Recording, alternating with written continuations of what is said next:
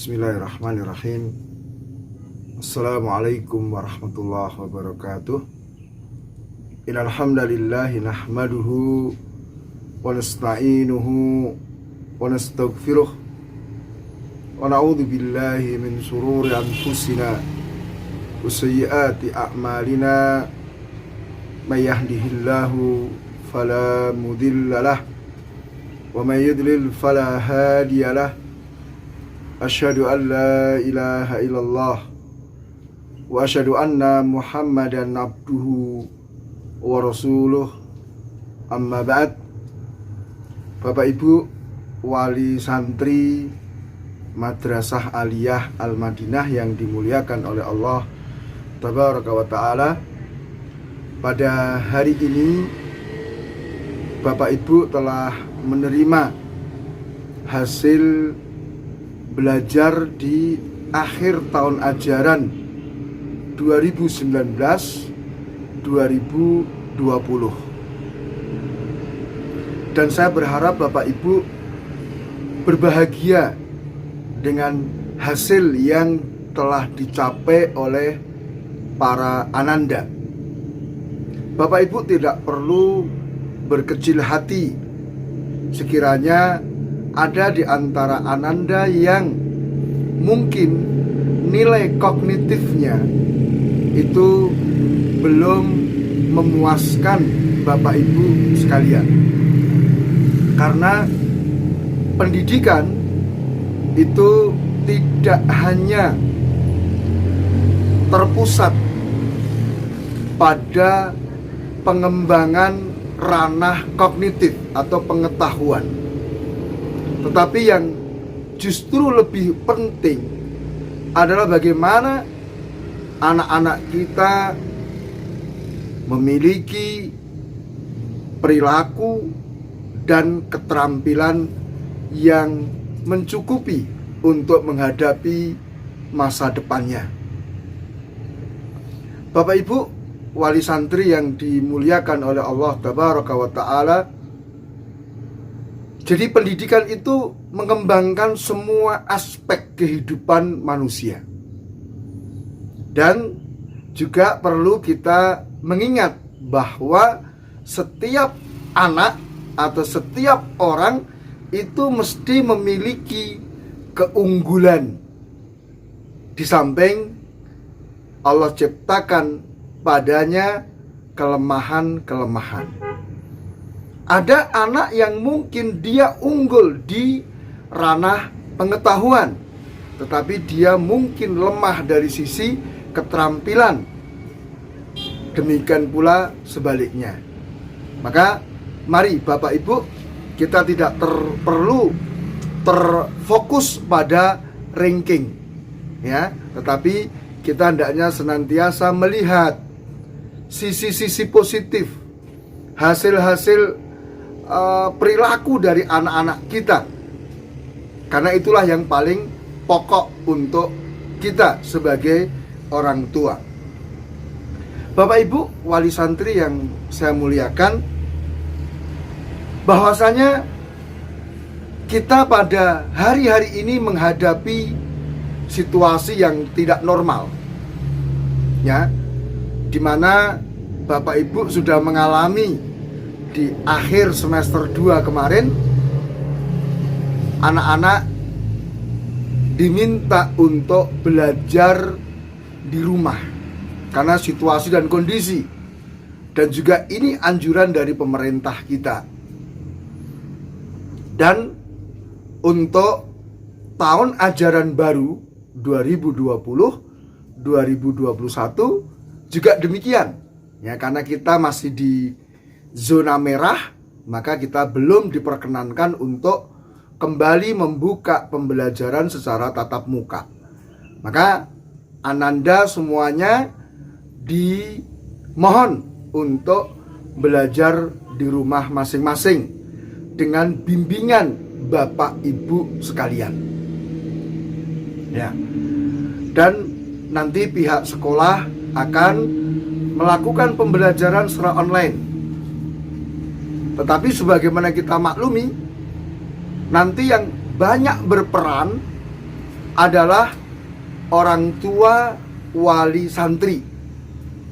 Karena terus terang, kalau kemarin anak-anak di pesantren, ya kita bisa mengamati perilakunya, kita bisa membimbing secara langsung, ya. Mungkin yang masih tidur di asrama kita bangunin untuk masuk ke kelas, ya. Tetapi nanti ketika pembelajaran online, semua tanggung jawab ini kembali kepada Bapak Ibu sekalian. Selanjutnya, Bapak Ibu wali santri yang saya muliakan, hal yang paling berharga bagi masing-masing kita sebagai seorang muslim setelah kita memiliki agama Islam ini, maka anak-anak kita, anak-anak yang akan menjadi sumber kebahagiaan kita, anak-anak yang akan menjadikan kita merasa sejuk di kehidupan dunia dan setelah kita meninggalkan dunia ini. Sehingga banyak para nabi, para orang-orang saleh zaman dahulu berdoa meminta kepada Allah agar diberi anak-anak yang saleh. Ibrahim alaihissalam, Khalilur Rahman, berdoa, Rabbi habli minas salihin. Ya Allah, anugerahkan kepadaku atau anugerahkan untukku anak yang saleh. Ya. Ibadur Rahman, mereka juga berdoa, Rabbana hablana min azwajina wa dzurriyyatina qurrata a'yun. Ya Allah, anugerahkan untuk kami pasangan dan anak-anak yang menyejukkan mata. Maka hendaknya kita mensyukuri keberadaan anak-anak kita sebagai anugerah dan nikmat besar dari Allah Tabaraka wa Ta'ala. Mereka adalah sumber pahala bagi kita. Ya. Rasulullah mengatakan ad-dal alal khair kafa'ili. Orang yang menunjukkan kebaikan itu mendapat pahala seperti orang yang mengerjakannya. Maka kondisi pembelajaran seperti ini mestinya Bapak Ibu syukuri. Jangan pernah Bapak Ibu mengeluh, ya. Waduh, saya harus mengelola anak-anak saya, repot saya dan sebagainya. Jangan, karena ini adalah sumber pahala kita. Kita menunjukkan anak-anak kita, nak, yuk waktunya belajar, nak, waktunya online, nak, waktunya engkau menghafal, nak, waktunya engkau setoran. Ini semua mendatangkan pahala bagi kita yang selama ini mungkin terluput, tidak sedemikian banyak kita dapatkan selama ini karena anak-anak belajar di pondok. Maka Allah menginginkan kebaikan dengan adanya pandemi ini, ya, pandemi COVID-19 ini. Maka kita syukuri, ya. Kemudian juga Allah ingatkan bahwa anak itu perhiasan, al-malu wal banun zinatul hayatid dunia. Anak-anak itu adalah perhiasan kehidupan dunia. Tetapi ingat, anak itu juga merupakan fitnah. Bahkan anak itu juga merupakan musuh bagi kita, ya. Kalau kita tidak betul-betul mendidik mereka dengan baik, ya. Maka Bapak Ibu yang saya muliakan, yang dinamakan pendidik itu bukan hanya guru, ya, bukan hanya guru di sekolah, tetapi justru yang paling utama, yang paling berhak untuk mendapatkan gelar sebagai pendidik adalah orang tua, ya. Allah Subhanahu wa Ta'ala mengingatkan bahwa kita sebagai orang tua itu memang punya hak atas anak-anak kita, ya kan? Sebagaimana disebutkan di surat Luqman dan beberapa surat yang lainnya, ya. Wa wassaynal insana biwalidayhi husna. Dan kami telah wasiatkan kepada manusia untuk berbuat baik kepada orang tuanya. Tetapi Di atas itu semua Allah Ta'ala mengingatkan kita tentang hak anak. Ya, Allah katakan di surat At-Tahrim ayat ke-6, ya ayyuhalladzina amanu qu anfusakum wa ahlikum nara. Wahai orang-orang yang beriman, ku itu lakukan usaha untuk terhindar. Lakukan usaha untuk melindungi diri-diri kalian dan anak-anak kalian dari api neraka. Jadi di sini tugas berat para orang tua adalah menyelamatkan diri dan keluarganya dari api neraka. Terlebih para ayah.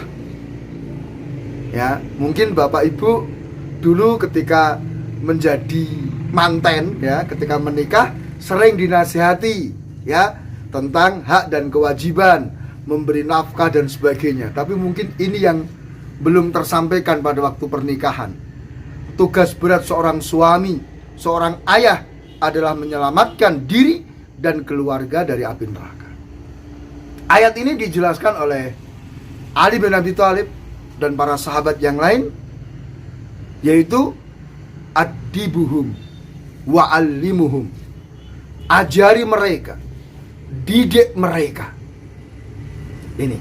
Jadi Bapak Ibu yang saya muliakan, kita punya kewajiban untuk mendidik dan mengajari anak-anak kita sehingga mereka menjadi anak-anak yang mengerjakan ketaatan, peribadatan kepada Allah Tabaraka wa Ta'ala. Sehingga diterangkan oleh Al-Imam Ibnul Qayyim rahimahullah bahwa mayoritas kerusakan yang terjadi pada anak-anak itu dari sisi kedua orang tuanya. Kenapa? Bapak Ibu wali santri yang saya muliakan, pertama karena orang tua tidak mendidiknya. Jadi anak tersia-siakan, sekedar dikasih makan, minum, pakaian, fasilitas kehidupan.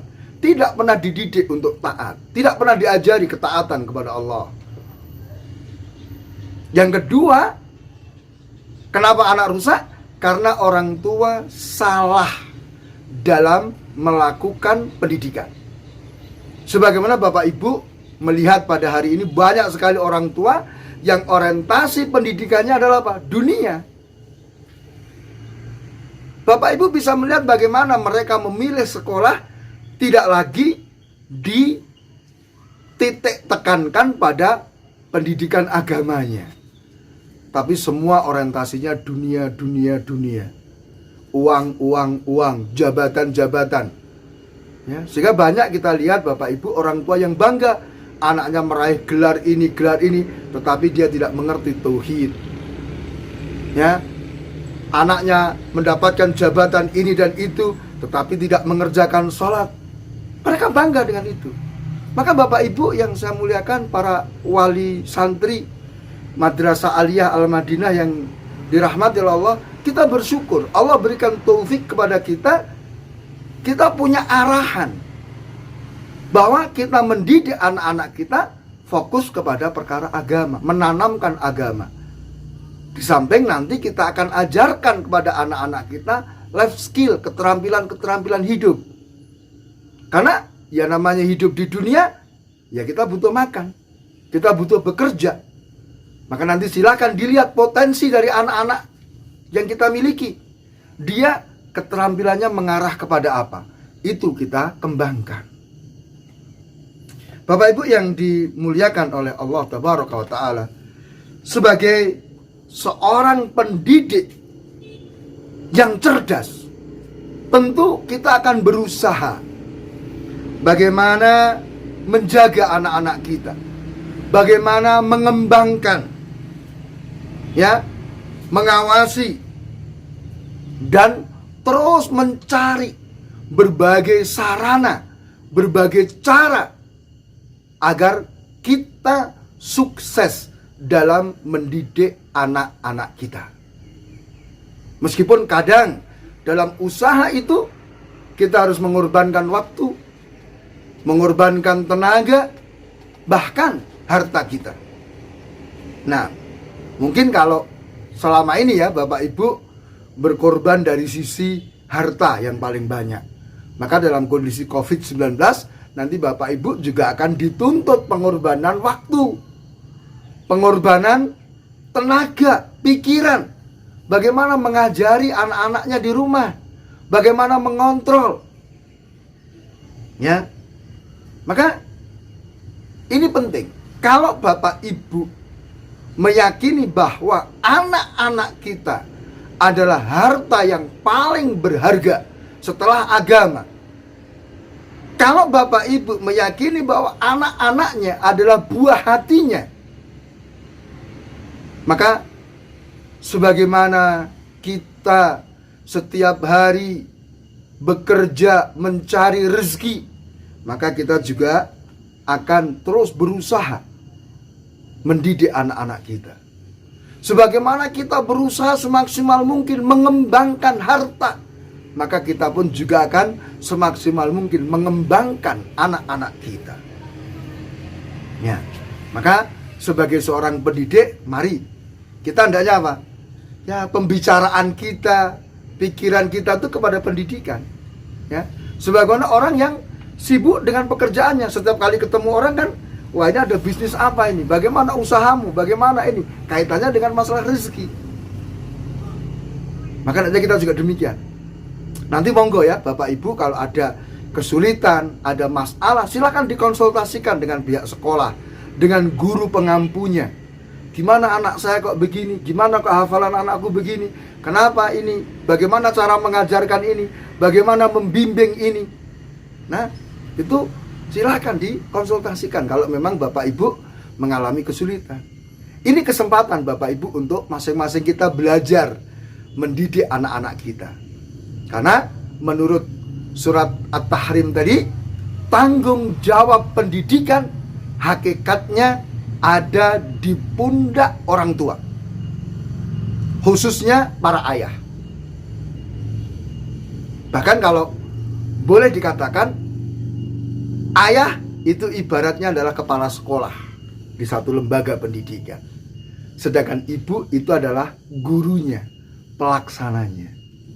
Maka nanti silahkan Bapak Ibu untuk menyusun program, ya. Oke, dari pihak sekolah sudah memberikan rambu-rambu, ya, sudah ada jadwal pelajaran. Tapi tidak mengapa Bapak Ibu menyusun program untuk anaknya selama di rumah, dibuat jadwal kegiatan. Nah, silakan misalnya Bapak Ibu membangunkan Ananda, ya, jam 4 misalnya untuk sholat, kemudian untuk membaca Al-Quran, menghafal, kemudian sholat subuh. Setelah itu kegiatan apa, silakan dibuat seperti itu. Ini Bapak yang bertanggung jawab. Bapak Ibu, korbankan waktu, korbankan pemikiran, ya, karena kullukum ra'in wa kullukum mas'ulun an ra'iyatihi. Masing-masing kita itu pemimpin. Masing-masing kita itu akan diminta tanggung jawab atas kepemimpinannya. Ya. Tentu sebagai orang tua kita pemimpin, dan termasuk yang kita pimpin adalah anak-anak kita. Allah akan minta pertanggungjawaban atas pendidikan anak-anak kita. Maka jangan sampai kita menjadi orang yang menyesal. Ya, Bapak Ibu yang saya muliakan, bisa jadi sebagaimana Ibnu Qayyim tadi menerangkan, ya rahimahullah, problem-problem yang muncul dari anak-anak kita saat ini adalah kelalaian kita di dalam mendidik anak-anak kita di waktu kecil. Dan tidak ada kata terlambat.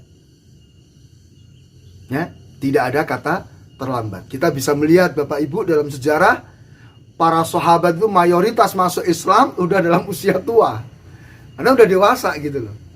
Bapak Ibu bisa menghitung ya, berapa banyak dari sahabat yang dia Islam sejak kecil, sejak lahir, ya.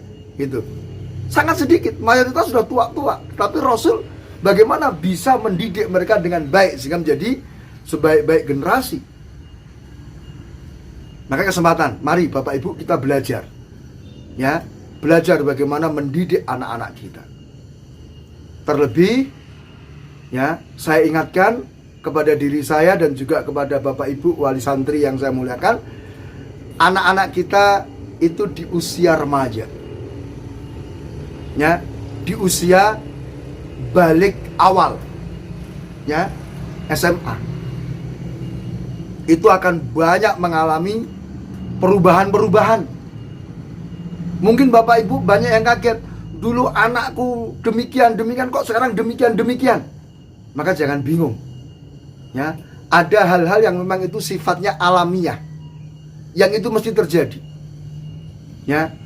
Anak akan mengalami perubahan dari sisi hormonal, dari sisi fisik menuju kedewasaannya. Sehingga kadang mungkin muncul ya kegoncangan pada jiwanya, pada akalnya, ya, pada perasaannya. Maka monggo kita bekali diri kita dengan pengetahuan, sehingga diharapkan dengan itu Bapak Ibu bisa sukses mengantarkan anak-anak menuju gerbang kedewasaan. Maka sekali lagi di kesempatan yang baik ini ya, saya ingatkan Bapak Ibu tidak perlu marah, jengkel ya, apalagi memarahi anaknya karena hasil belajar yang Bapak Ibu terima pada hari ini. Ya, kita hendaknya memberikan apresiasi, penghargaan bahwa anak-anak kita sudah luar biasa dalam menempuh pendidikan. Ya, banyak kesulitan-kesulitan yang mereka alami. Maka pandanglah kelebihan, keunggulan, sisi-sisi positif pada anak-anak kita. Ya, adapun apa yang menurut Bapak Ibu masih menjadi kekurangan, yuk kita bareng-bareng perbaiki. Kita bersama-sama menutup kekurangan-kekurangan yang ada pada anak kita. Dan ini kesempatan sekali lagi membuka wawasan kita bahwa pendidikan itu tidak cukup Bapak Ibu serahkan ke sekolah, ke pesantren dan sebagainya. Harus ada kerjasama. Ya, disebutkan oleh para pakar di antara faktor yang menentukan keberhasilan pendidikan itu ada 3. Ya, faktor sekolah, kemudian faktor orang tua, kemudian faktor masyarakat, lingkungan. Maka Bapak Ibu menjadi salah satu faktor penentu keberhasilan dari anak-anak Bapak Ibu sekalian. Hendaknya kita serius, kita korbankan apa yang kita punya untuk pendidikan anak-anak kita. Di samping Bapak Ibu yang sangat penting adalah apa? Doa kepada Allah Tabaraka wa Ta'ala. Karena Allah yang menentukan segala sesuatu. Allah yang menentukan anak kita soleh atau tidak, anak kita faham atau tidak. Maka angkatlah tangan, merengeklah kepada Allah, meminta kebaikan untuk anak-anak kita.